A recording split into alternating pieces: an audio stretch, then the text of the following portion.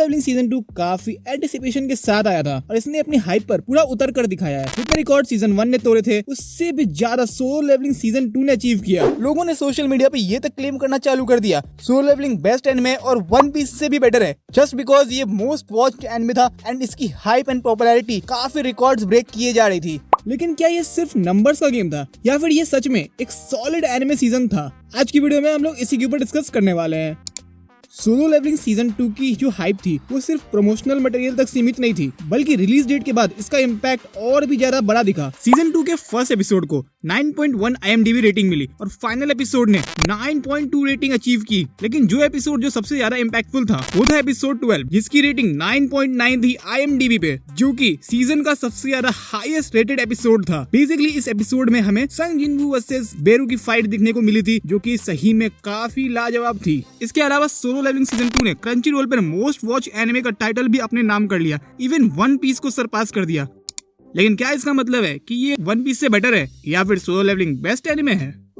ऐसा ही कुछ हमें देखने को मिला। लोगों ने सीजन 2 के वक्त ये तक क्लेम करना चालू कर दिया सोलो लेवलिंग बेस्ट एनिमे और वन पीस से भी बेटर है, जस्ट बिकॉज ये मोस्ट वॉच्ड एनिमे था एंड इसकी पॉपुलैरिटी कुछ ज्यादा ही नेक्स्ट लेवल पे पहुंच चुकी थी। हर एपिसोड एक नया रिकॉर्ड सेट कर रहा था। क्या सोलो लेवलिंग सही में वन पीस से भी बेटर है एंड क्या इसको बेस्ट एनिमे कहना सही है? देखो, अगर मैं एक सिंपल सा जवाब दूं तो बिल्कुल भी नहीं। पॉपुलर होने का मतलब ये नहीं है कि कोई एनिमे बेस्ट है। वन पीस की स्टोरी लाइन, वर्ल्ड बिल्डिंग का लेवल ही अलग है, उसमें कैरेक्टर डेवलपमेंट, इमोशंस और डेप्थ है जो कि सोलो लेवलिंग में मिसिंग फील होती है। लेकिन इसका मतलब ये नहीं है कि सोलो लेवलिंग बेकार है। ये एक पूरा एक्शन पैक्ड एनिमे है जो विजुअली स्टनिंग है। अगर तुम्हें सिर्फ एक्शन और ओवर पावर्ड प्रोटैगनिस्ट का थ्रिल एंजॉय करने में मजा आता है देन तुम इस एनिमे से डिसअपॉइंट नहीं होगे।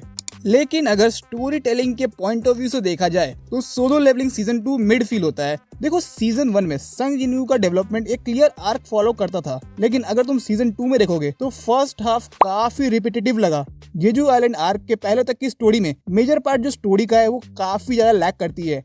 वहाँ पे देखो, अगर तुम नोटिस करोगे देन वही सेम प्लॉट रहा था कि फाइट्स होंगे, तुमको एक्शन देखने को मिलेगा और फिर जो संग जिनवू है उसका लेवल अप होगा। एंड ये सेम प्लॉट हमने सीजन 1 में पूरा देखा था। और देखो, सीजन 2 के फर्स्ट हाफ तक भी मतलब मेनली इसी चीज को दिखाया गया था। इवन जेजू आइलैंड आर्क में भी मतलब कुछ ज्यादा डिफरेंट नहीं था, बट स्टोरी थोड़ी वहाँ पे बेटर फील होती है। देखो, अगर सीधा सीधे बोलूं तो फिर तुम सीजन 1 से लेकर के सीजन 2 को ओवरऑल रिव्यू करोगे तो बेसिकली संग जिनवू हर फाइट जीत रहा है और एक पॉइंट के बाद ये काफी ज्यादा रिपीटेटिव हो जाता है और बहुत हद तक प्रिडिक्टेबल हो जाता है। अब देखो, जहाँ पे स्टोरी लैक हो रही है एंड काफी ज्यादा रिपीट हो रही है देन वहाँ पे अब किसी चीज से जो एनिमे एंगेज कर सकता है वो पार्ट होता है एक्शन और फिर उसकी एनिमेशन, जो कि सोलो लेवलिंग में काफी नेक्स्ट लेवल है एंड बहुत ही एंटरटेनिंग है। एंड सेम चीज हमें सीजन 2 में भी देखने को मिला, जो कि उसी के कारण यहाँ तक कैरी हुआ है।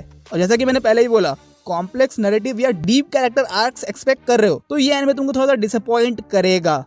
अब बात करते हैं इस सीजन के सबसे ज्यादा मोस्ट हाइप्ड अप आर्क के बारे में, जो कि था जेजू आइलैंड आर्क। तो देखो, यहाँ पे तुमको स्टोरी थोड़ी इंप्रूव लगेगी। इस आर्क में देखो स्टेक्स हाई थी और जिनवू वर्सेस बेरू की फाइट ने सीजन का हाईलाइट मोमेंट डिलीवर किया था। जिनवू ने अपनी रियल पावर्स बाकी हंटर्स को दिखाई और इस फाइट के एनिमेशन और एग्जीक्यूशन ने प्रूव किया इसे क्यों 9.9 की रेटिंग मिली। सीजन 2 के फिनाले में एक और बड़ा टीज दिया गया जिसमें जिनवू रेड गेट में फिर से फंस जाता है एंड इस टाइम सोलो। और ये एक परफेक्ट क्लिफ हैंगर था जो सीजन 3 के लिए हाइप बिल्ड करता है। मानवा रीडर्स ऑलरेडी जानते हैं कि सीजन 3 में सोलो लेवलिंग की एक्चुअल वर्ल्ड बिल्डिंग स्टार्ट होगी, जो इस फ्रेंचाइज को और भी बड़ा बना देगी। इवन लास्ट एपिसोड में बहुत कुछ मतलब आगे के upcoming arcs and story line के ऊपर मतलब टीज किया गया था, जैसे कि तुम यहाँ पे देख सकते हो जिनवू रेड गेट में फिर से फंस जाता है एंड फिर लास्ट का ये सीन, फिर बाकी के मतलब जो दूसरे हंटर्स जिनको अभी तक नहीं दिखाया गया था उनको टीज किया गया, जिनवू के डैड को भी टीज किया गया, जो कि थोड़ा बहुत यहाँ पे आगे की स्टोरी को बिल्ड तो कर रहा है। तो देखो, अगर तुम एक हार्डकोर एक्शन फैन हो जिसको एनिमेशन में बैटल्स देखने में बहुत मजा आता है, प्रोटैगनिस्ट की फाइट देखने में मजा आता है एंड जो सिर्फ बैटल्स को एंजॉय करता है, तो फिर सोलो लेवलिंग सीजन 2 एक मस्ट वॉच है। लेकिन अगर तुम एक स्ट्रॉन्ग नैरेटिव और डीप स्टोरी लाइन प्रेफर करते हो तो ये एनिमे तुमको थोड़ा डिसअपॉइंट करेगा, लेकिन एनिमेशन और फाइट्स टॉप टियर है। एंड इन शॉर्ट अगर बोलूं तो फिर सोलो लेवलिंग को बेस्ट एनिमे कहना बेवकूफी होगी, बिकॉज इससे भी ज्यादा काफी बेटर एनिमे एग्जिस्ट करते हैं जिनकी स्टोरी लाइन काफी बेटर है विद एक्शन। एंड मैं तुमको इन सारे एनिमे के बारे में अपनी अपकमिंग वीडियोस में जरूर बताऊंगा। और अब यहाँ पे अगर तुमको वीडियो देखनी है कोड गियास के रिव्यू के ऊपर तो फिर लेफ्ट पे क्लिक कर दो, या फिर अगर तुमको देखनी है अटैक ऑन टाइटन के हिंदी डब के ऊपर रिव्यू तो फिर राइट पे क्लिक कर दो। और अब मैं मिलूंगा अगली वीडियो में, तब तक के लिए गुड बाय।